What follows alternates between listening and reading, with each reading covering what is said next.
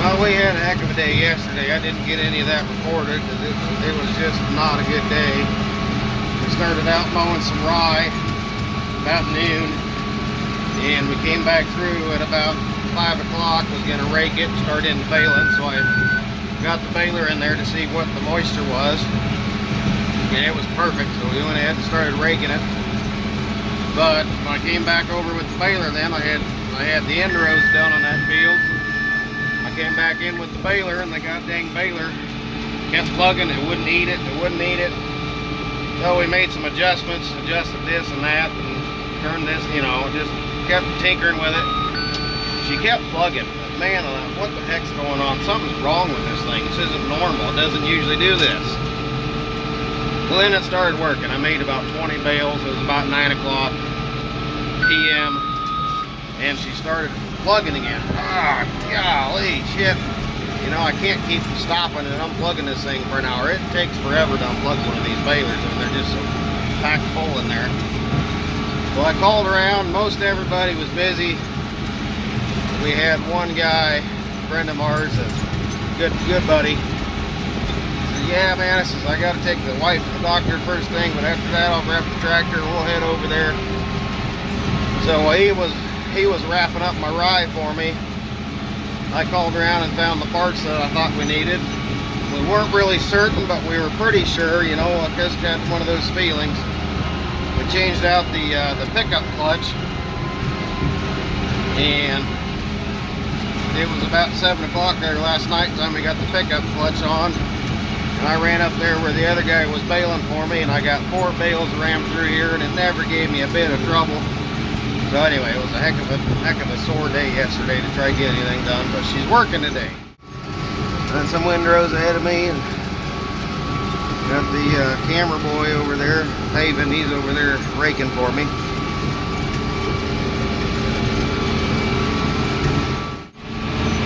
So there's the rye. You can see the comedian started on this about 10 o'clock. There he is. He just went over the hill.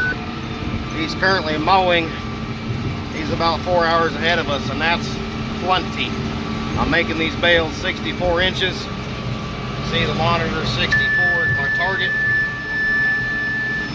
The moisture over here says it's wet. Whoops, back out of there. It says it's wet, and the weight's 1,980, 60, 80 pounds. So it's really not quite as wet as I wanted it. I was looking to have them closer to 22 to 2,500 pounds. That should be closer to 45–50% moisture. So you can see already, you know, mowing this morning at 9 o'clock, I'm on the end rows here, so this would have been the first stuff he mowed, and it's already drier than what I wanted it. So, well, whatever. So we're aiming to make 50 more of these bales that we're going to ensile, wrap them in the tube. I've got 100 of them sitting out there already that we wrapped last night they're basically about the same as this as far as moisture and stuff, same size. So hopefully that'll be enough to ensile them, good enough the cows will eat them. And these end rows are just a little heavier right here against this draw, so this will be a little bit damper. Anyway, we're gonna plan on wrapping 50 more bales and let the rest of them dry down. We'll probably come back tomorrow and finish baling the rest of this after it's dried down to a safe non-wrap storage moisture, which is usually under 18%. 16 to 17 is where I try to go for when trying to keep bales in dry storage. Anyway, there she is. We got her going. We got the Vermeer N cornstalk special behind me, and it does a heck of a good job when it works. And I think this is my 4th cornstalk special baler, and this is the first time I've ever had a problem like this with a baler. And the guy that the dealer I talked to, he says, man, I think that was probably messed up when you bought it new, because I've had trouble with this thing all the time trying to get it to eat wet stuff. The previous baler, nah, it would eat it. I mean, you could mow it and right out of a pond slough, and it would eat it right behind the mower, and it would never have any problem. But this one has always given me a little bit of trouble. The window is awful dirty. There you can kind of see it back there. I did bring my squeegee down, so I should have squeegeed my window for you first, but I didn't stop and get that done. So Aiming to make 50 more of these wet ones. And then we'll go over and finish a hayfield we mowed 2 days ago. Well, I was mowing it while Comedian was mowing the rye, so it'll be ready today. Get that stuff raked and baled. We'll have some dry hay for the cows. Sorry about that. And have some inside rye they can eat too. They really like that inside stuff, guys. I really recommend it. I was kind of sketchy on it. I did it 2 years ago on some rented plant Japanese millet. Planted the millet in July, I think, and then we were not allowed to mow it until after whatever the deadline is. I think it was September or something. But man, we got in there, we mowed that off on the first day we could, and then we came through and baled it. It was super heavy stuff. Oh my God, I baled it too early. You know, in September, and you don't have the super hot days like you do right now in the middle of the summer. So I think that stuff, I think the heaviest one I made was 4,000 pounds. And my tube wrapping guy is like, oh, that's pretty heavy. Yeah, I know, but we can handle it. We never did break a bale spear, which is pretty fortunate. Anyway. So we're just trying to get her wrapped up as quick as we can, because it's drying down faster than I really thought it was going to. You know, it's only been, I think, 4 hours since he mowed it. But, you know, I can't make it wetter now. We're just got to hurry up and get her wrapped up.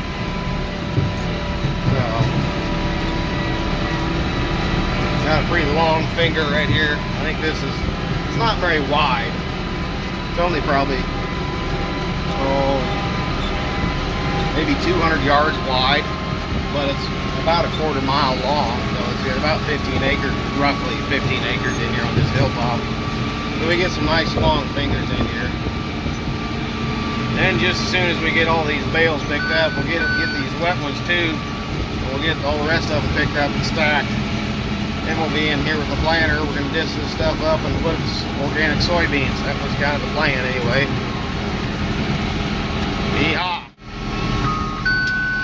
So I decided to quit on that finger over there. It was just not wet enough to really make good end silage. So we switched over here to the other side. 2450. That's more the target weight that I'm going for. This stuff's only been down for about 2 hours. And it's got quite a bit more moisture in it, which is what we're going for. Hi guys. Wave. Wave. It's a little bit harder for the rake to pick this wet stuff up. But yeah, that's the way it is. Really need a basket rake, but I can't afford everything, so. This is kind of a little hillside. It's not terribly steep, a little bit steep. You see, I'm trying to hold the camera level so you can see kind of about what it's like tipping here, steep wise. That one over there is a little bit steeper.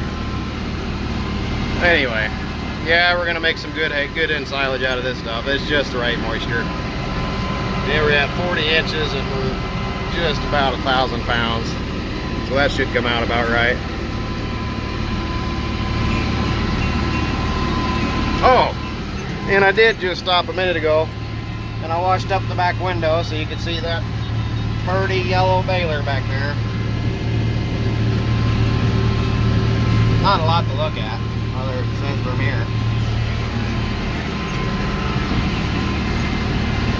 If you're wondering what this box over here is, my very first baler Vermeer I had, I put a wet kit on it. I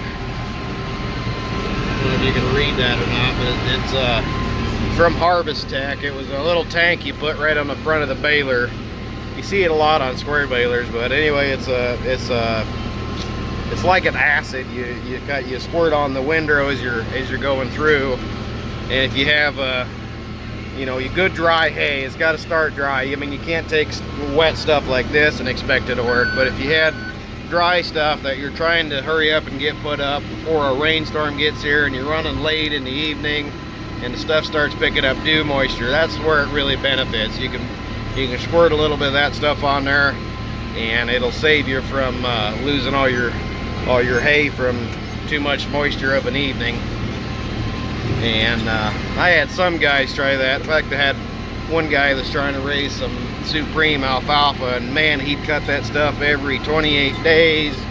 no matter what the weatherman said. And I said, hey man, we can't do that. So no, we gotta do her. So we did her, and he cut her, and I baled her, and just about every time it was too wet. And I put that spray kit on there for him, but you gotta have dried down hay to start with. You know what I mean? You can't try to dry the hay with the acid. It doesn't work that way. So anyway, that's what that's for. And I don't use her anymore. I didn't. I put it on my second cornstalk special baler, but I think I used it once. So I just decided I'd take it off, and I didn't put it on any of the other balers I've purchased. And she's just sitting in the shed there on the shelf. I probably should, you know, list it and see if I can't sell it. It'd be good to put on a square baler. It's a big, what is it, like a 50-gallon tank, and it would probably would fit this one. It just sits right there where that shield comes down and kind of guards the PTO. It sits right across the brackets you put on there, and it sits on a little cradle, and you run the hoses down there to the front of the pickup. But anyway, I'm not going to use her anymore unless I decide to get a better square baler and do a lot of that stuff, but I don't predict that happening. But anyway, we got our 50 bales wrapped up in net wrap. Now we just got to get them all hauled up here to where we're going to use them and tube them. Oh brother.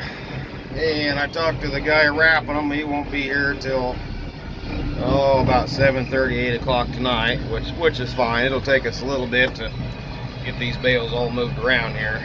It's not a very far drive, but just you know, getting bales moved is always kind of a pain in the butt. Now we're back out here picking up bales again, a second load. Got the comedian driving the big truck. I'm picking up bales with the backhoe. Got a little stabber made for the front. It's pretty convenient. And the torque converter drive is really handy for loading bales.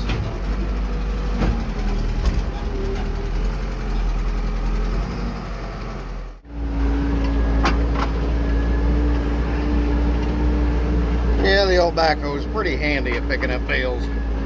I made this stabber for it many years ago, and really it's pretty darn handy. He said you can just completely stop with it in gear like this and get it lined up. It's really good for teaching young kids how to pick up bales. But anyway, only putting 10 on the flatbed just because these are pretty heavy. Usually I haul 12 to 14, you know, putting some up on top, but definitely not with these being so heavy, so don't need to blow a tire or anything.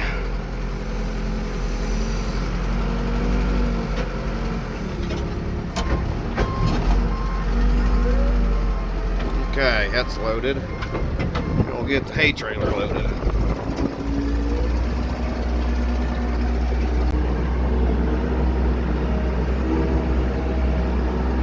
Trying to hold the phone kind of level so you can see what kind of grade we're on here.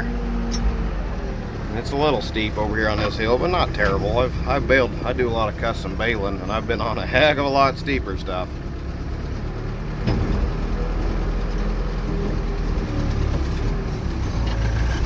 This is one of the really wet bales. He's about 2,400 pounds right there.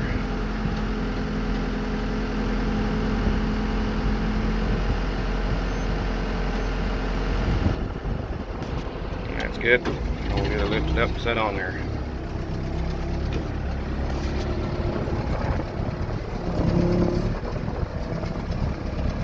It's a lot more efficient when I'm not holding the camera in my hand.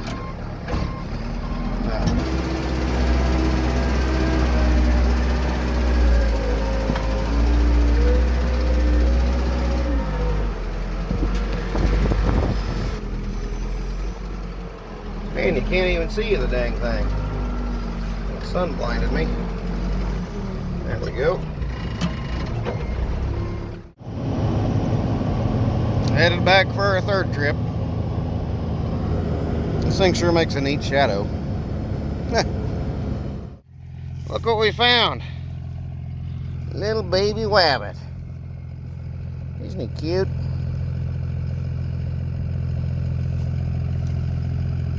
His mama's gonna be looking for him. Luckily, the little sucker didn't get run over.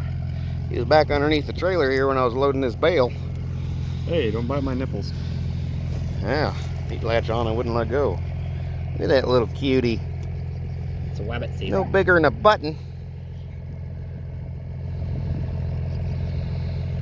Well, anyway, we're gonna watch DJ try to load his trailer this time instead of me loading it. Come on, comedian. Let's make it happen. Alright, we got the last load up here. I'm stacking them inside our little bale yard so the guy can come wrap them here in a little bit.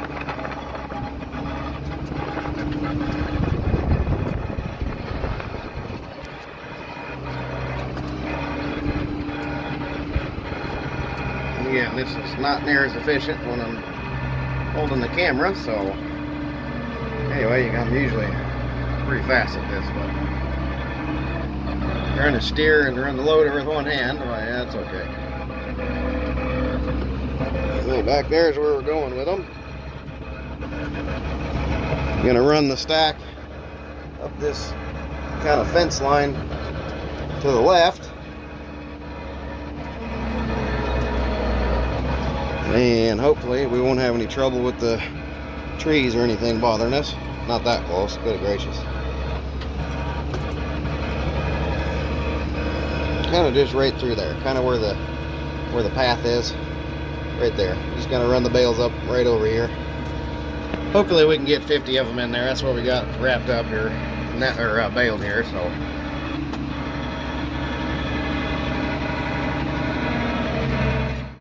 All right, you can't hardly see me, but there's the tube wrapping guy. He just got here. Now to grab the tractor and he'll get set up and we'll start loading. Wrapping the next set of silage.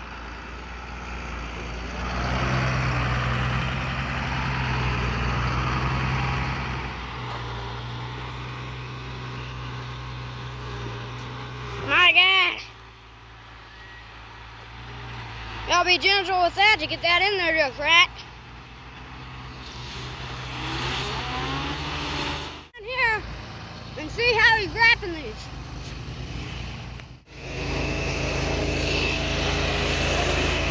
There's this thing pushing it in. I'm recording. And this part wraps it. And it gets shoved down here with each bale. Like that. Then maybe 10 minutes I'll come back down here and I'll show you how this is all bloated up full of gas from the bacteria in the bale.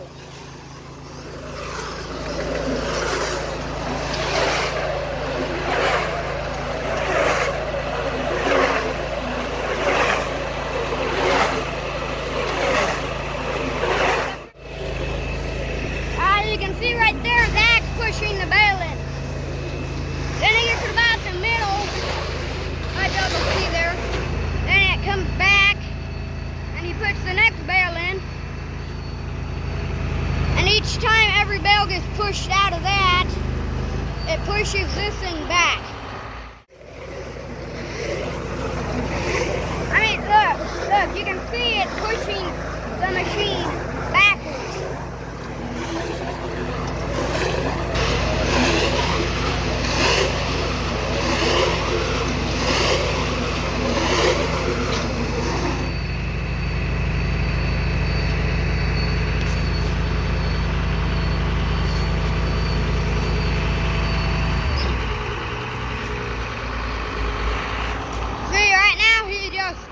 Pushed it in, that thing was back, now it's coming back up. You can see again, it's actually pushing it by all this stuff going down on the roller. Rollers are right there. And also that one.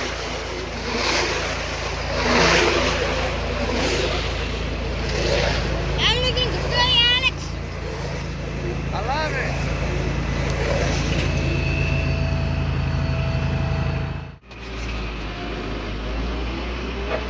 Oh, I've got a little the camera and running the recorder for me so I can pay attention and get Bale down there quick enough.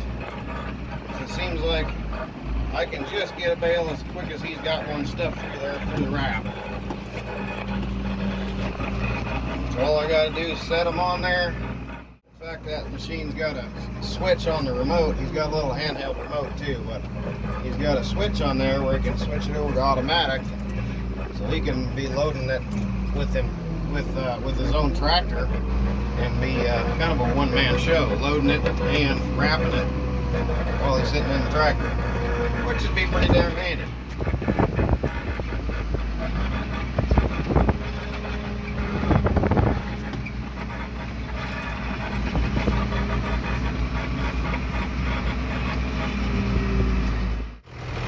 Now I think he's run out of wrap.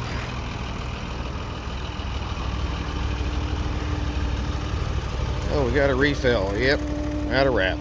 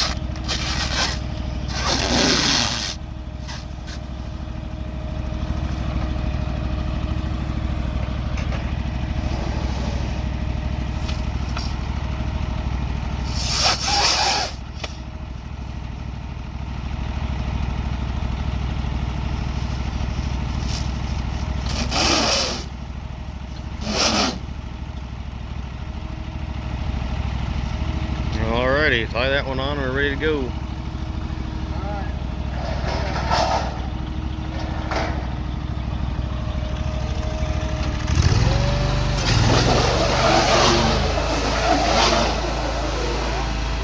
First row done. It's gonna have at least 30 bales. Just gonna show the viewers how you finish a row. Oh, you want to be thorough in all your...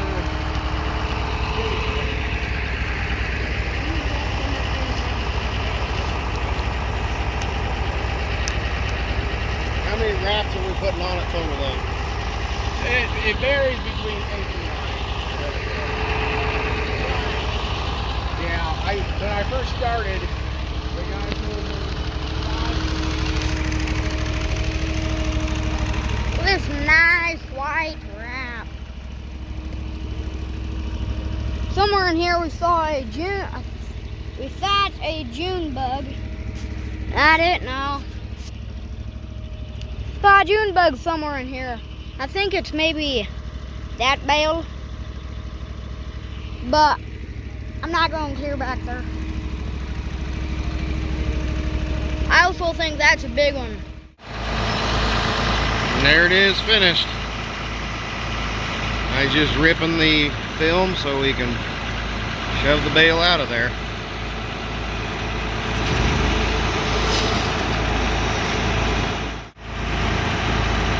Hubs are on down a ways.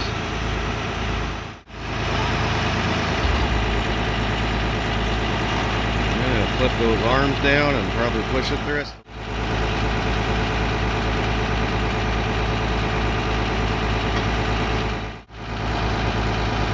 One final push.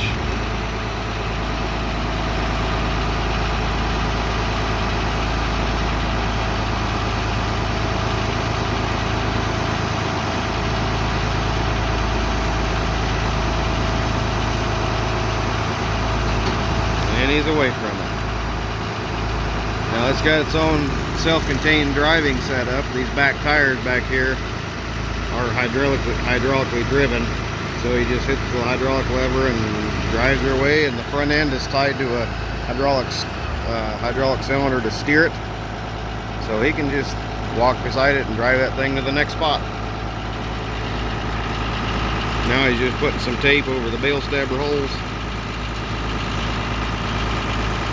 And we'll be ready for the next one. Back out here today, we're finishing up the rest of the rye. We decided just to do just those 50 as the wetter bales, and the rest of them we're letting them dry down. And they're coming in perfect at about 14 to 1500 pounds.